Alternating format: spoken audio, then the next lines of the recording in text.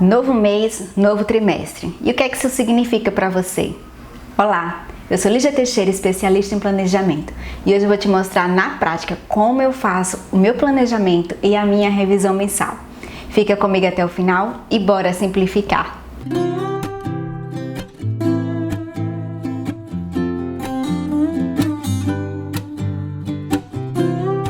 Bom, bora lá! Eu gosto de fazer o meu planejamento no meu Bullet Journal, que é um caderno. Eu já utilizei o Bullet Journal também para acompanhamento de tarefas, de calendário, mas hoje basicamente ele funciona muito bem para os meus planejamentos de horizontes mais elevados do GTD, ou seja, metas, objetivos, princípios, missão, e também como um log diário. Então, diariamente eu escrevo lá no meu Bullet Journal como foi o meu dia, quais foram os aprendizados, quais foram os crescimentos, as oportunidades, gratidão.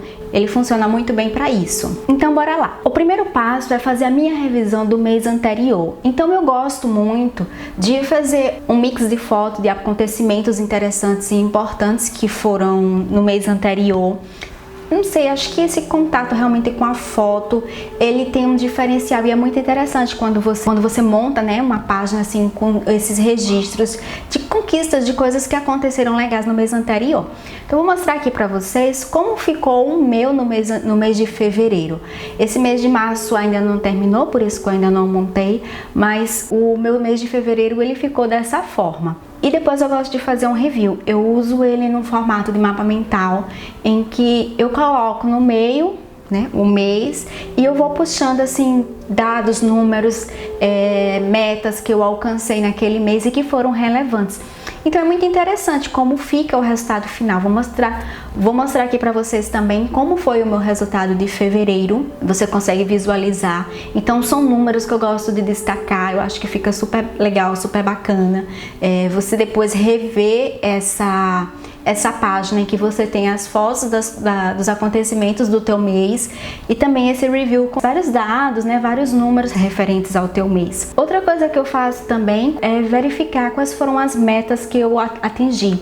Se realmente eu atingi as 3 metas que eu estabeleci para mim no mês anterior. Então, se eu conseguir, é muito legal. Nesse momento é o ponto em que eu faço essa reflexão e também identificar se eu quero levar essa meta para o próximo mês.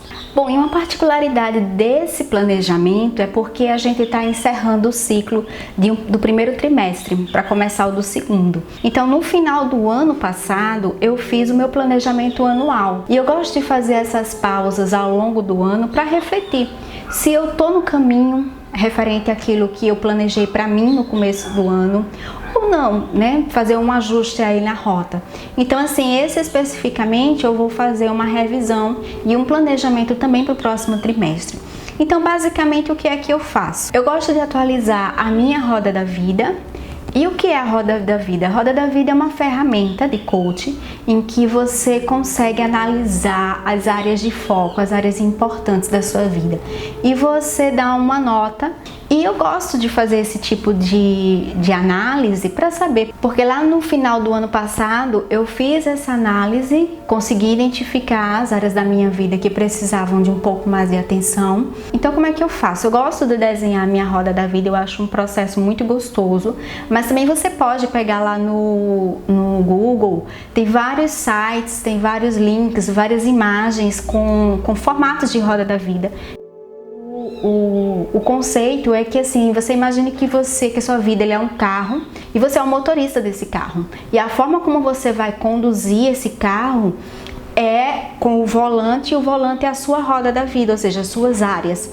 E se a tua roda ela não tiver redonda, ela não tiver legal, ela não tiver um tamanho legal, você não consegue manobrar o carro. Então, por isso que se chama roda da vida. O ideal é que você esteja com uma roda redonda e o maior possível, mais equilibrada possível. Então essa reflexão também é muito bacana. E o que é que eu faço com essa roda? Então eu volto no meu planejamento anual, identifico quais foram as 3 áreas que eu escolhi para trabalhar. E como é que eu escolho essas áreas? São as áreas com menor pontuação. Então são as áreas que eu vou dar mais atenção.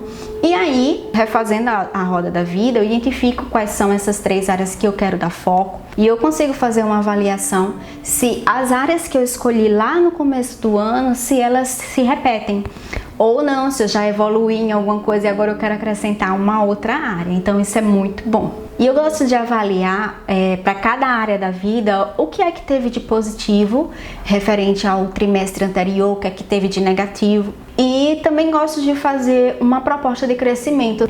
Bom, fiz a revisão do meu mês anterior, fiz a análise do meu trimestre, lembrando que essa do trimestre é exclusivamente esse mês. Então agora vamos passar para o planejamento mensal, tá? Vamos planejar abril.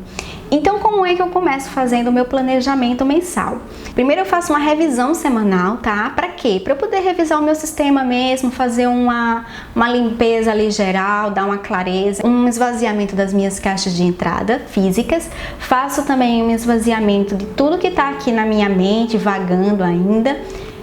Dou uma revisada também no meu calendário e eu reviso também as minhas listas no Trello.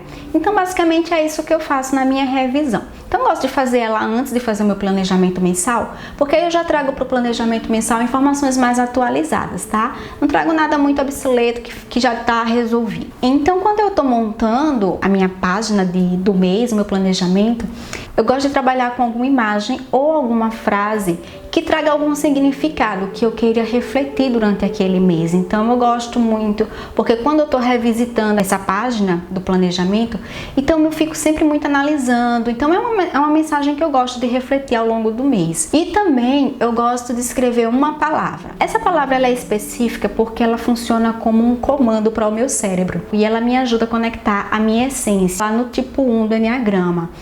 Para quem não sabe o que é Enneagrama, é uma ferramenta de autoconhecimento e uma ferramenta que mudou bastante a minha vida, então assim, sou muito grata ao Enneagrama. E uma forma de você crescer é sempre estar buscando se conectar à sua essência. E aí eu faço uma análise de todas as minhas ferramentas digitais. Então eu vou dar uma verificada no meu calendário, lá no Google Agenda. Eu vou dar uma verificada também nos meus projetos que estão em andamento. Projetos específicos para o mês, como por exemplo, aqui em abril a gente vai ter a Páscoa. Também gosto de olhar a minha lista de ideias de projetos, ou seja, algum projeto que ainda não está em andamento, mas que eu quero começar agora em abril, que eu acho interessante, acho que é o momento.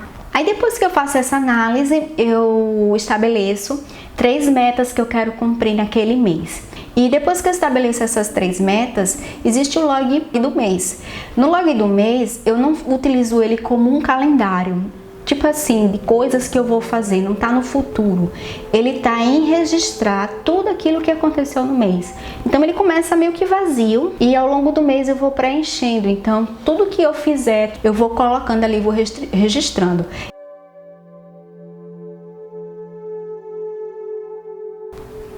Nesse vídeo eu te mostrei como eu fiz o meu planejamento para abril de 2020.